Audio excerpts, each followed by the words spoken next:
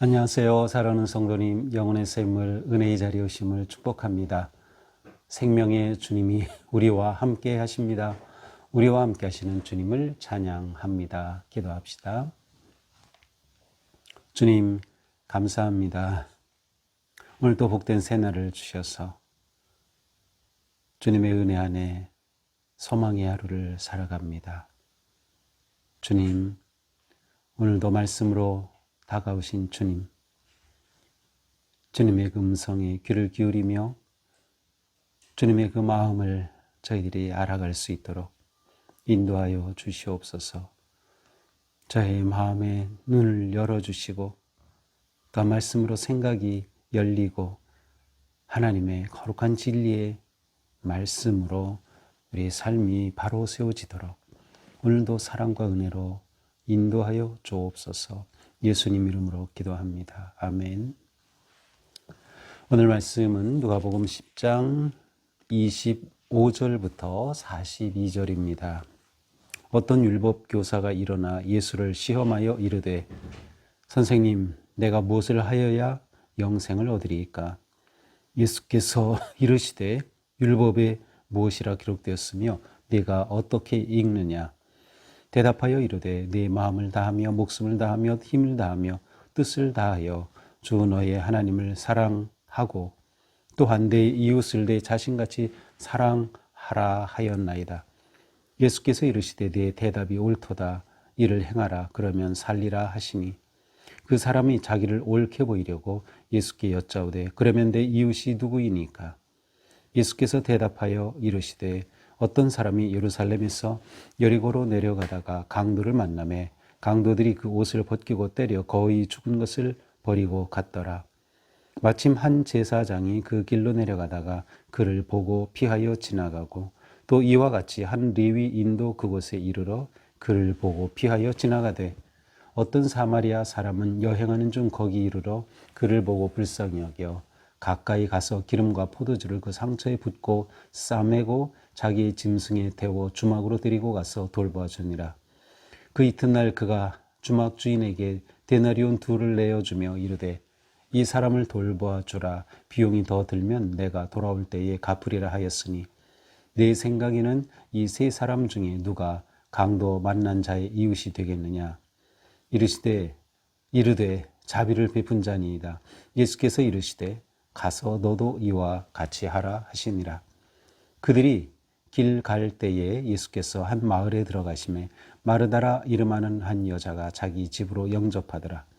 그에게 마리아라 하는 동생이 있어 주의 발치에 앉아 그의 말씀을 듣더니 마르다는 준비하는 일이 많아 마음이 분주한지라 예수께 나아가 이르되 주여 내 동생이 나 혼자 일하게 두는 것을 생각하지 아니하시나이까?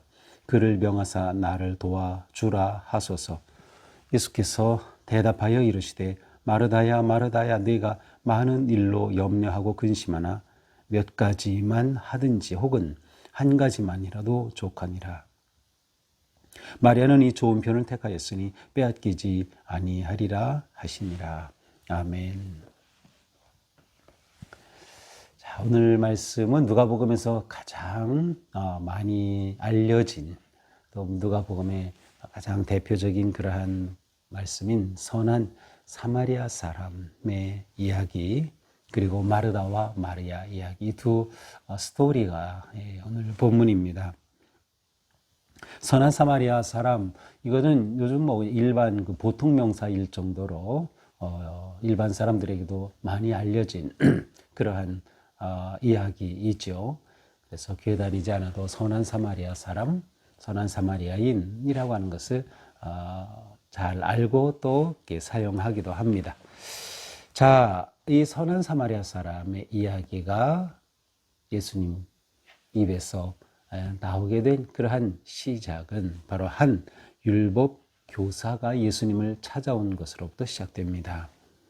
어느 날 율법 교사가 예수님을 시험하여 말합니다.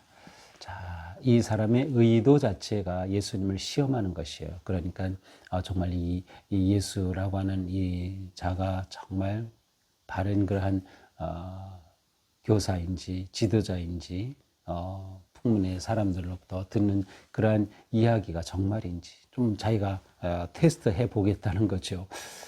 그만큼 이 율법교사는 어떤 교만함 아니면 자기 중심, 자기 의에 사로잡힌 사람임을 알 수 있어요. 예수님께 나와 묻죠. 내가 무엇을 하여야 영생을 얻으리까? 자, 무엇을 하여야 영생을 얻으리까? 이것은 인생에서 가장 중요한 질문이죠.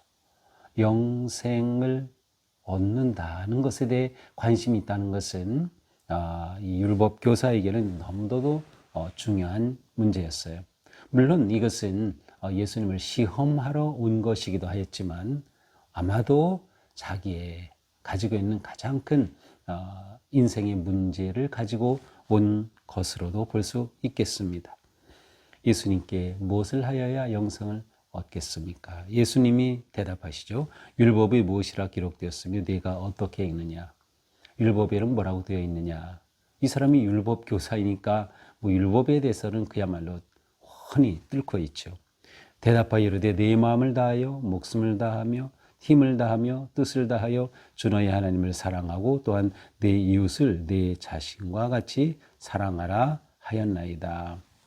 자, 이 율법교사는 즉각 대답해요. 신명기 6장 5절의 말씀, 보통 쉐마라고 하는 이 신명기 6장의 말씀을, 그리고 레위기 19장에 있는 그 말씀, 내 이웃을 자신과 같이 사랑하라, 즉각 대답합니다.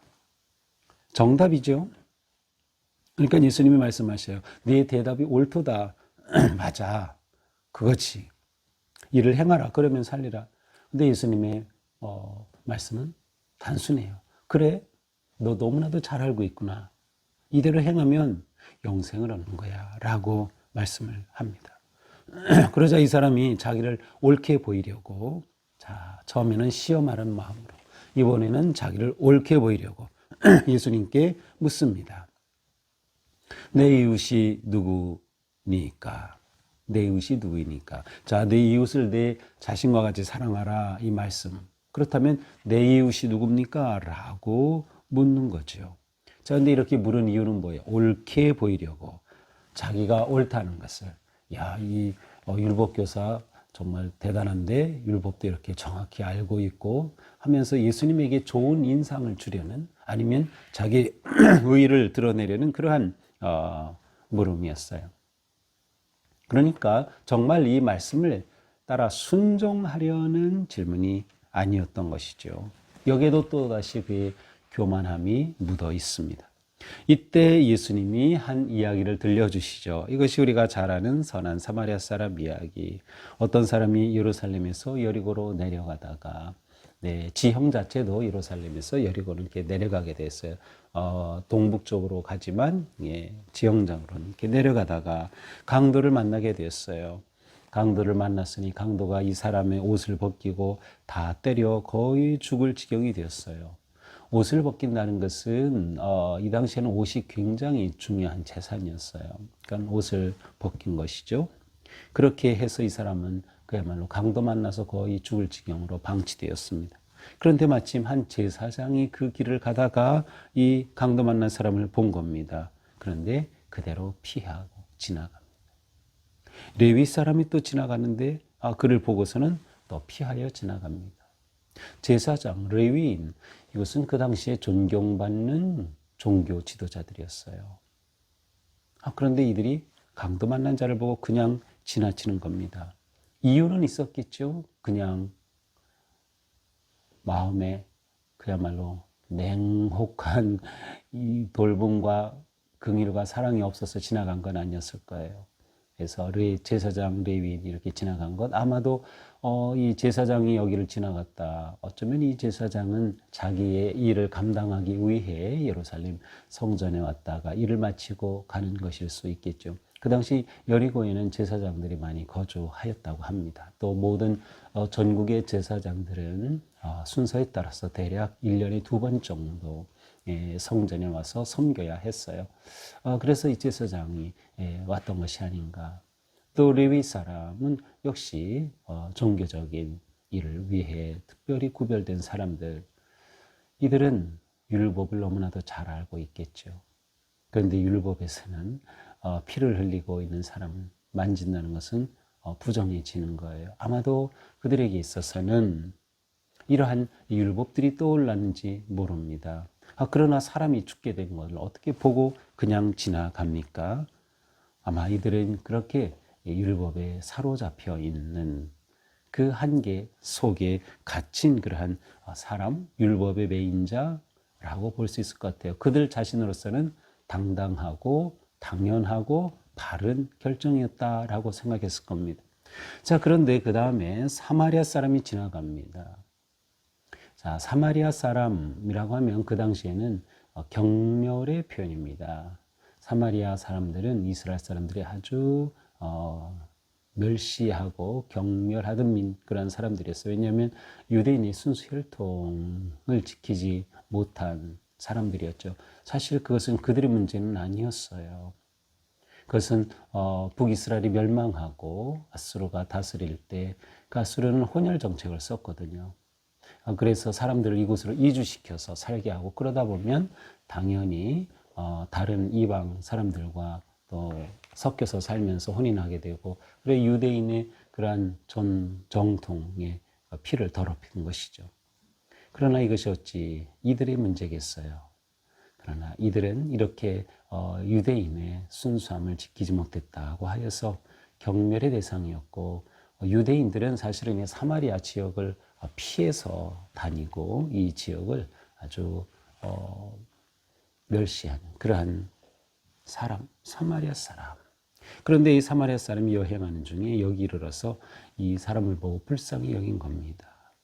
그래서 가까이 가서 기름 발라주고 포도주를 붓고 그렇게 그를 싸매서 짐승에 태워서 주막으로 데리고 갑니다. 그리고 거기서 돌봐 주었습니다. 이 사마리아 사람의 행위는 강도 만난 사람의 목숨을 구한 일이었어요. 이 위기 속에서 정말 이 사람의 그 위기 속에서 그를 치료하고 살려낸 그런 참으로 놀라운 선한 행위였죠. 이튿날이 되자 이 사마리아 사람은 자기가 가야 할 길을 계속 가야 하니까 주막 주인에게 데나리온 2를 주면서 이 사람을 돌봐주라고 부탁합니다. 만약 이 비용이 더 들면 돌아올 때 더 주겠다고 약속까지 합니다.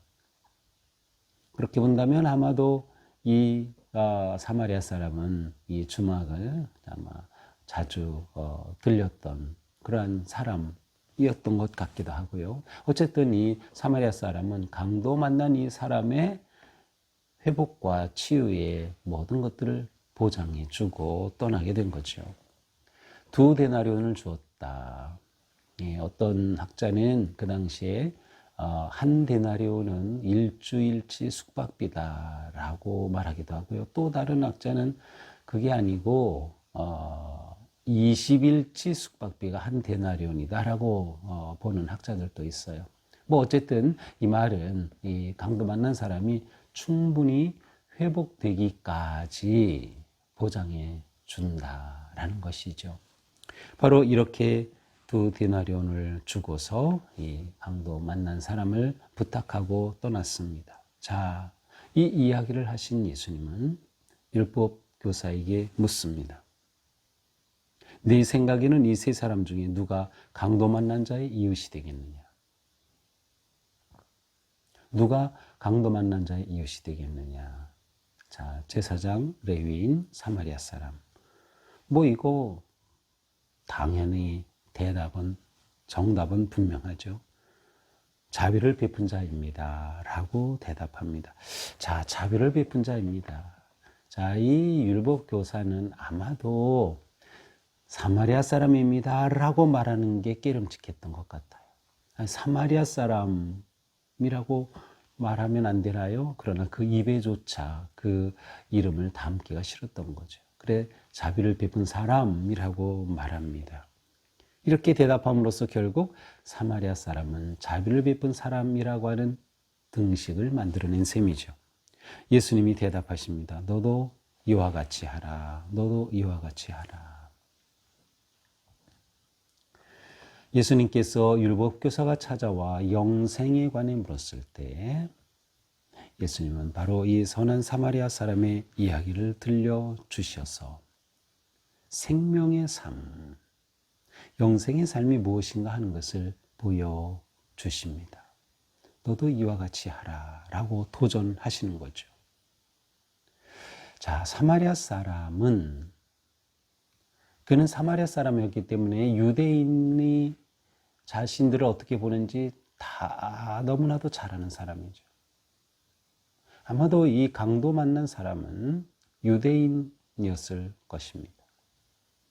아니면 유대인이 아니라 하더라도 옷이 다 벗겨져서 할 수 없으니까 이렇게 위기를 만난 목숨이 위태로운 이 상황에서 사마리아 사람은 그런 거 전혀 따지지 않은 거죠.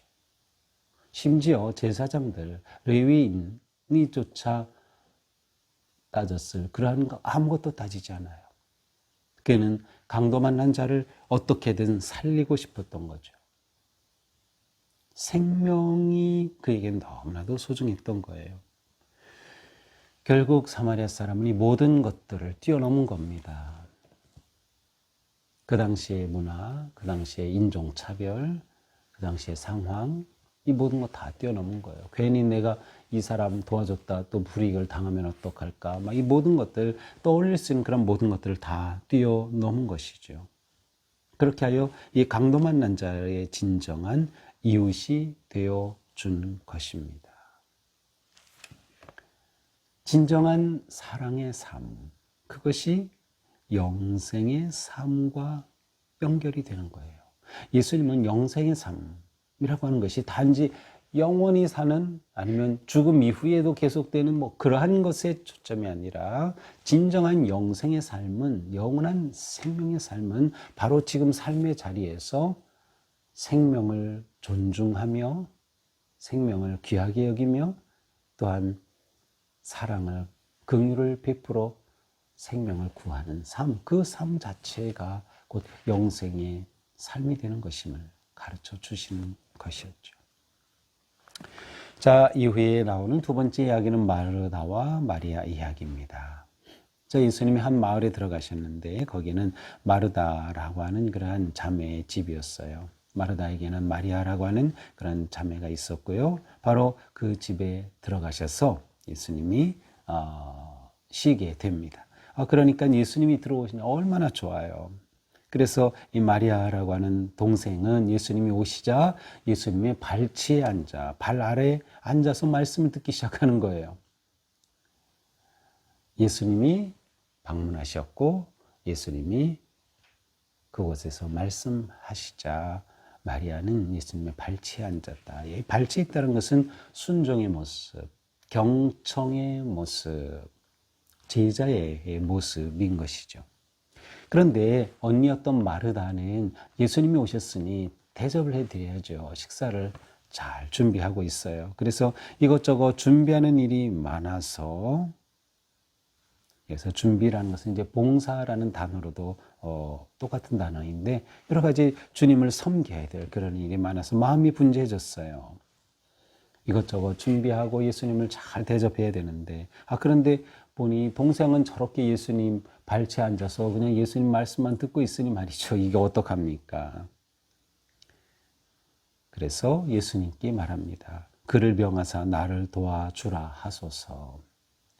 좀 요 장면은 좀 이상하죠. 왜냐하면 이 마르다가 마리아 이리 와, 좀 와서 도와줘 이렇게 하면 되는데 왜 예수님에게 나를 도와주라고 그렇게 부탁을 할까요?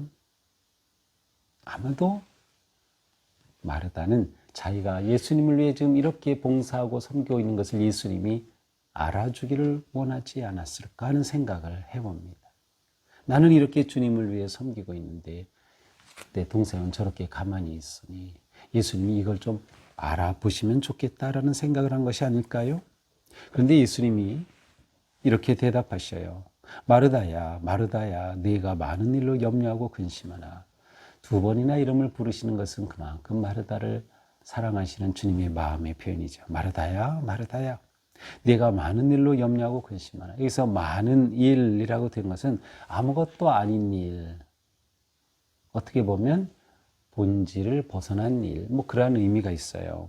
그런 거로 내가 염려하고 근심하지만 몇 가지만 하든지, 또 다른 번역본에는 한 가지만으로 족하다. 그래서 몇 가지만 하든지 혹은 한 가지만이라도 족하다. 마리아는 좋은 편을 택하였으니 빼앗기지 아니하리라 라고 말씀하셔요. 마리아는 좋은 편을 택했다. 그러니 이거 빼앗기지 않겠다. 자, 예수님은 마르다에게 그래 알았어. 마리아야 가서 언니 좀 도와줘. 이렇게 대답하시는 것이 일반적일 것 같은데 전혀 뜻밖의 대답을 하십니다. 예수님은 이것을 통해서 정말 중요한 게 무엇인가, 정말 본질적인 일이 무엇인가를 말씀하고 계신 거죠. 마리아는 정말 중요한 것, 본질적인 것을 선택했어. 그러니 그는 그걸 빼앗기지 않을 거야. 자, 이것은 마리아가 섬기고 봉사하는 일을 무시한 것이 아니에요. 너 그거 한다고 그러지 말고 여기서 내 말 들어. 그러한 의미가 아니에요. 이것은 마리아가 정말 중요한 것을 선택한 것을 말씀하시므로 이곳에 이렇게 성경이 기록되었다는 것은 뭐예요? 그곳에 있는 제자들과 사람들에게 가르쳐 주시는 거예요. 우리가 살아가면서 정말 중요한 게 무엇인지, 우리가 잡아야 하는 게 무엇인지를 보여주는 것이죠. 어느 것을 선택할지 선택의 지혜가 필요한 것이죠. 그 선택한 것이 바르게 될 때 그것이 정말 바른 삶이 되는 거예요. 여기서 한 가지만이라도 족하니라 라고 했죠. 하나를 잡으면 다 잡을 수 있는 그것을 잡아야 되는 거죠. 여러 가지 자자분한 그것을 잡으려고 애쓰는 것이 아니라 한 가지 본질적인 것을 잡으면 나머지가 풀리는 거예요. 그 핵심이 뭐예요? 곧 하나님의 말씀이에요. 주님의 말씀, 아니면 주님과의 관계, 주님 앞에 서는 것. 그것이 바르게 되면 나머지는 다 부차적인 것이 되는 거죠. 정말 중요한 것이 무엇인지 그 한 가지, 그 좋은 편을 택한 마리아를 주님께서 말씀하고 계신 거죠. 마리아에게서는 예수님 그분이 가장 귀했어요. 그래서 예수님을 대접하는 것이 나쁜 것이 아니라 예수님 그분이 너무나도 귀했기에 그 예수님의 말씀을 듣기 위해 발치에 앉았던 것, 그 마음, 그 선택, 그 생각을 예수님께서 지금 말씀하고 계신 거예요. 이러한 모습을 통해서 정말 우리가 믿음으로 산다라고 할 때 꼭 잡아야 할 게 무엇인지, 내 삶이 너무 분주하여서 주님과 교제하고 가까이 하고 말씀에 귀를 기울이는 그 가장 중요한 시간을 놓치면 안 된다. 내 삶에 정말 중요한 게 무엇인가를 분별할 수 있는 지혜와 또 그렇게 행동할 수 있는 결단이 우리에게는 필요한 것이죠. 자, 오늘 말씀을 보면서 선한 사마리아 사람 이야기에서는 예수님과 이 율법 교사가 던진 그러한 질문이 완전히 다른 것을 볼 수 있어요. 자, 율법 교사는 내 이웃이 누구이니까? 내 이웃이 누구이니까? 예수님의 질문은 무엇이에요? 누가 강도 만난 자의 이웃이 되겠느냐? 자, 여기서 완전히 초점이 다른 걸 알 수 있어요. 율법 교사의 질문은 자기 중심이에요. 누가 내 이웃이 되겠습니까? 자기 기준, 자기 생각, 자기에 따라서 나 정말 내 이웃이 될 만한 사람인가? 내 이웃이 될 만한 가치가 있는가? 내가 정말 그렇게 도울 가치가 있는가? 사랑할 가치가 있는가를 보는 그러한 질문이죠. 누가 내 이웃이 되겠습니까? 그러나 예수님은 그게 아니라 누구의 이웃이 되어주는 거예요. 강도 만난 자의 이웃이 누가 되어줄 수 있겠느냐. 질문이 바뀌면 답이 바뀌게 되겠죠. 질문이 바뀌면 답이 바뀌는 거예요. 예수님은 질문을 바꿔 던지시면서 진정한 답을 주신 겁니다. 이 율법 교사는 자기 한계에 갇혀 있어요. 나라고 하는 틀, 자기가 가지고 있는 그 율법이라고 하는 한계 안에 갇혀 있는 것이죠. 그는 그 율법의 한계를 뛰어넘지 못한 거죠. 제사장과 레위인 이 선한 사마리아 사람 이야기에서 그들도 율법의 한계를 뛰어넘지 못한 거예요. 그러나 사마리아 사람은 자기 중심이 아니라 상대방 중심. 이것이 하나님의 마음이죠. 이것이 하나님의 뜻이죠. 그래서 레위기에서 내 이웃을 내 몸과 같이 사랑하라라고 말씀하신 거죠. 이게 하나님의 뜻이에요. 그래서 내 중심이 아니라 하나님 마음, 하나님 뜻, 상대방의 필요와 고통이 중심이 될 때 바로 내 삶에서는 진정한 선하고 아름다운 사랑의 삶이 드러나는 것이에요. 이것이 영생과 연결이 되는 거죠. 자, 우리는 영생을 얻기 위해 사랑하는 게 아니고요. 우리는 영생을 얻은 자로서 사랑하는 거예요. 우리는 이미 예수 그리스도 안에서 참된 생명을 얻었죠. 그러니 우리는 영생을 얻은 자로서 사랑한다. 이 관점, 생각이 바뀌어져야 하는 것이죠. 그렇게 될 때 우리의 사랑의 삶의 한계를 넘어서야 되는 거예요. 이방인으로 갈라치게 했던 것을 넘어서는 거예요. 저 사람은 죄인이야, 그거 넘어서야 되는 거죠. 우리는 이 모든 이 세상이 만들어 놓은 한계와 경계와 모든 담을 뛰어넘어서 그리스도의 사랑을 베풀고 나누는 삶, 이게 진정한 영생을 누리는, 또 영생을 얻은 자의 복된 삶인 것이죠. 이러한 삶을 위해 우리는 언제나 좋은 것을 선택할 수 있어야 돼요.